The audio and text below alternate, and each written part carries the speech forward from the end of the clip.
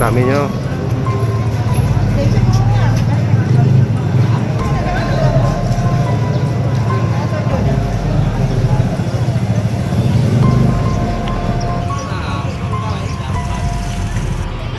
Selamat pagi Tribuners, saya Rahmat Kurniawan, wartawan Tribun Sumsel, melaporkan dari Sekolah Maitreya Wira di Jalan Presiden Abdul Razak.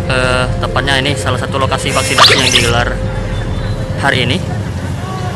Bisa kita lihat suasana di sekitar Sekolah Maitreya Wira membludak, antrean warga sudah sejak pagi, bahkan diketahui warga sudah mulai antri sejak pukul 4 pagi, pukul 4 dini hari maksud kami.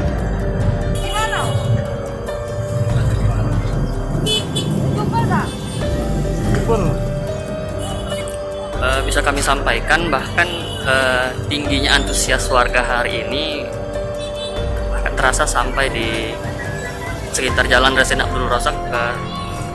Pada saat kami menuju ke lokasi, lalu lintas sedikit tersendat karena banyaknya kendaraan yang terparkir di sekitar lokasi.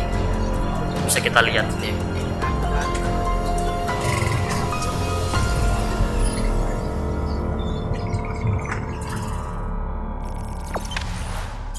Jangan lupa subscribe, share, komen, dan like ya.